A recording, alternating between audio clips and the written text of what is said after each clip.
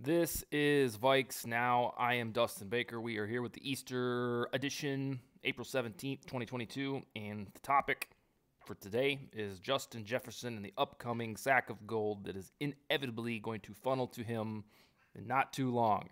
So before we get started, I want you to do this. I want you to ask yourself, how old is Justin Jefferson?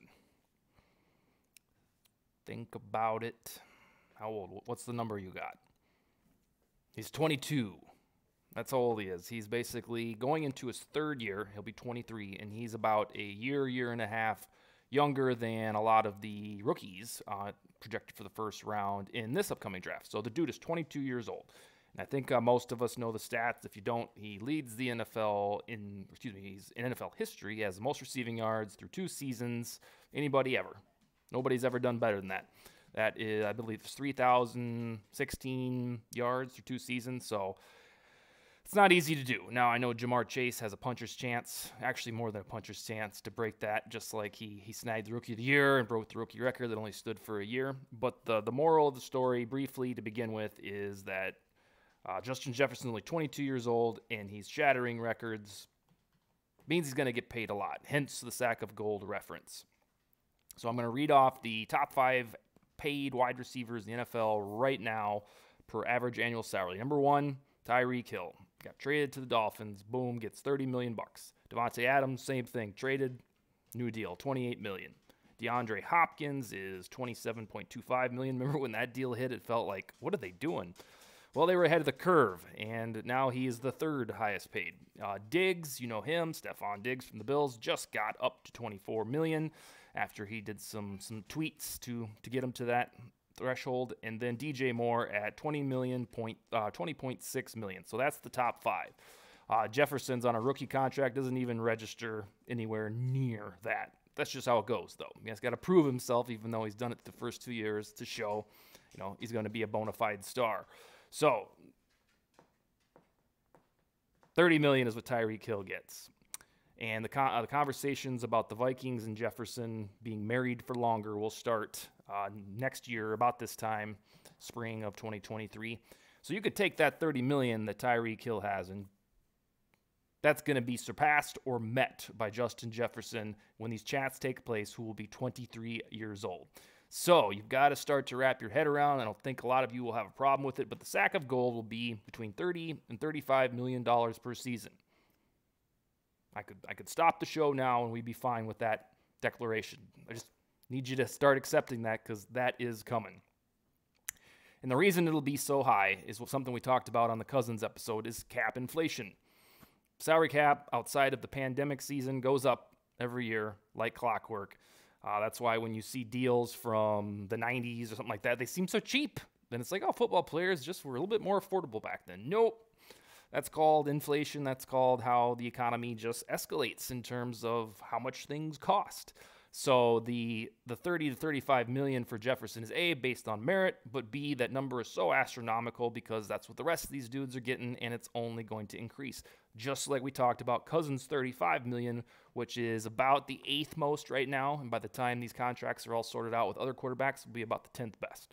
So keep that in mind, that these figures are only going to go up. There will be some point where Davante Adams, $28 million per season, will feel puny. By that time, he might be a diminished player, and then it feels like it's a just number.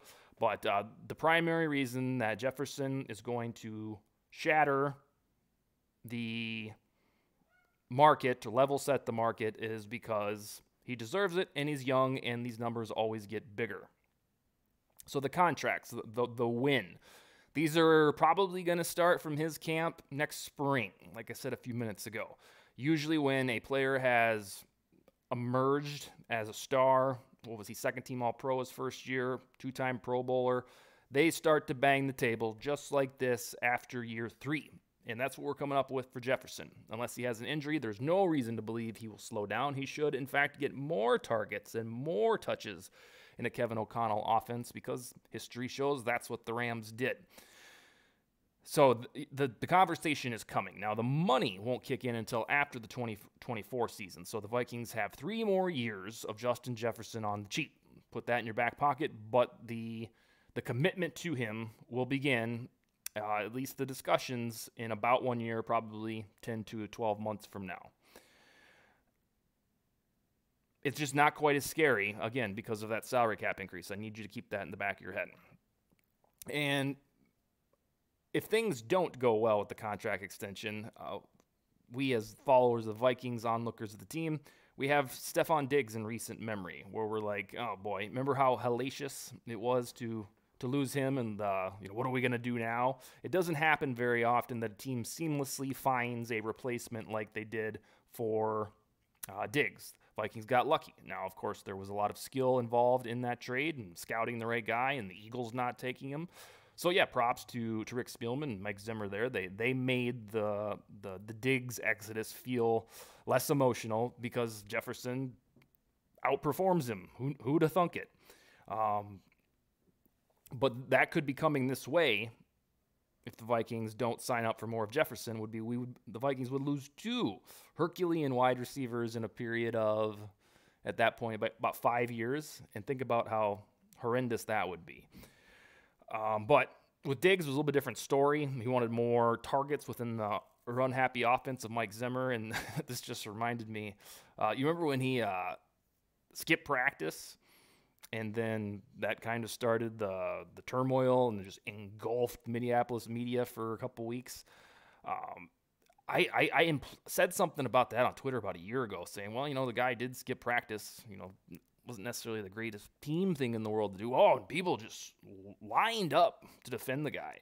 And I never understood it. Like, they were like, oh, there was more to this story. And I was like, well, he got fined $200,000.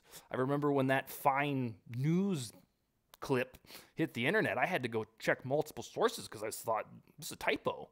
Didn't they mean $20,000? No, they fined him $200,000 for missing practice. So whatever he did, I don't think it was overblown unless there was just a totalitarian regime that would merit the warrant out some fine of $200,000. But I digress on the Diggs. But yeah, keep that in your mind that you don't want to lose 2 wide receivers in a matter of half of a decade. If you're on the fence about giving Jefferson this sack of gold, you need to adjust your lens, just like I asked you to adjust your lens for Cousins. It's not unholy to pay a playmaker in this range, especially as the salary cap increases. But the way the NFL is now is that quarterbacks, wide receivers, and edge rushers get the bulk of the cash. And that's only going to get more because wide receivers are turning into the new running backs. I'm not sure when each and every one of you began watching football, but when I began watching football and beyond that, running backs were the bell cows and everything was on the ground. And when you had a run and shoot team like the Houston Oilers, it was like, wow, this is weird. They're throwing the ball. Are they doing it too much? But the way that running backs were utilized for decades in the NFL has changed. They're now just footnotes to a roster, whereas these wide receivers like Cooper Kupp, who I'm going to talk about in a minute, and Stefon Diggs, Justin Jefferson, they are the billboard guys, and they're getting the touches. They're driving the offense. They're driving the sport and the enterprise in general. So just as running backs were paid back in the day, like the prima donnas of the team, the league is trending that wide receivers are more important now and arguably more important than running backs were back then. So it's shifting your mindset to say, we're going to pay this guy $30 to $35 million because this is what the league does now. And the proof is in the pudding. The last 2 teams to reach Super Bowl had dazzling wide receiving cores, whereas before that, the 10 years before, it really didn't matter what kind of receivers you had. But now the game is changing. The rules are, how would you say it, more relaxed or I guess tighter to protect offenders, and the defenders can't do much. So wide receivers are escalating in importance. Therefore, paying Jefferson, paying Tyreek Hill isn't ludicrous as it might have with sticker shock. All right. I talked about Diggs, and here's where I want to get back to that. And I've talked about this on 1 or 2 episodes so far, but it's vitally important to how you view Jefferson and the Vikings. They must win now to retain him. Because follow this logic. The guy's already had 2 absolutely stupendous seasons. They missed the postseason. I doubt he likes that. Now they're staring down the barrel of a brand new coach, a brand new general manager, where in theory they could have rebuilt and had guaranteed futility for a season or two, because that's the plan when you rebuild. But everything they should do now, if they value Jefferson as this asset, is win. For the love of God, win ball games, get to the playoffs, make the guy happy. And again, that's if they see him as a buildable roster piece like you would a quarterback, because he ain't going to want to stay. If they go 8-9 this year and Cousins gets and we can get another vintage Cousins season, I wouldn't want to stay. And the NFL doesn't have an NBA Supermax deal where they're incentivized to stay with their hometown club. So I would get to the point where I'd say, if we, especially the next 2 years, he's the he gone status if they don't win football games. So always remember that the Vikings got to win now to keep this guy happy, because right now he seems like a vitally important NFL player, especially one that was a savior because of the Diggs pain that some of us had. So in addition to cheering for the Vikings as you usually would on Sundays, Mondays, and Thursdays, that to win, that's the goal of the sport, you're also going to want to do it to keep Jefferson around. So a Vikings win is a plus in the Jefferson column, because you don't want to see him depart, which he very well could if all of this playoffs list bullshit keeps going on, because he's going to depart. So you have double incentive to cheer for the Vikings, because it keeps the likelihood of Jefferson staying in the North Star State increases. And the beauty of all this is my last little point on this topic, Justin Jefferson, the sack of gold, is you'll recall 2002, 2003, when the Vikings advertised the Randy ratio, that we're going to target this son of a gun like crazy because he's that good, which was a marvelous plan. But at the time, when the NFL was still geared towards running the football, defensive coordinators could game plan for a dude when you knew the ball was going there. So there's a temptation to say, well, hopefully they don't narrowly target Justin Jefferson. But here's the deal. They just hired a offensive coordinator from the Rams who targeted Cooper Kupp to the utmost. And when you watched Rams football, it never really felt like, oh, God, they're forcing it to this guy.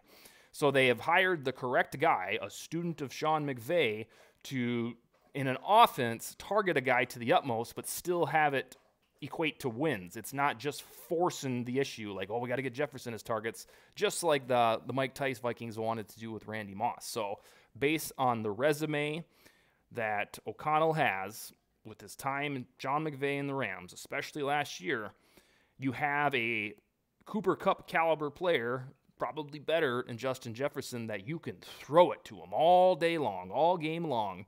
And if O'Connell toes the McVay line, it'll never feel like the guy's being overused. In fact, you want to use him on every play if you can, because the sport is trending to dynamic playmakers via aerial shenanigans, making plays, and it's heaven for fantasy football, and it translates to Super Bowl championships in the Rams' sake. So the league is different now, that you can think, oh God, we can't target this guy 14 times a game.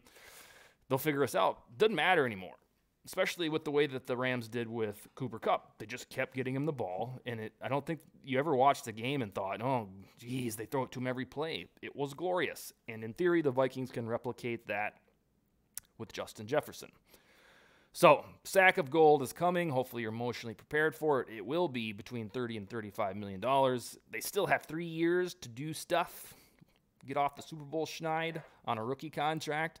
But the way that Jefferson perceives the Minnesota Vikings organization, that will all play out in the next 3 years, and hopefully they'll start to reach the postseason to make the guy happy and want to stay on the Purple football team.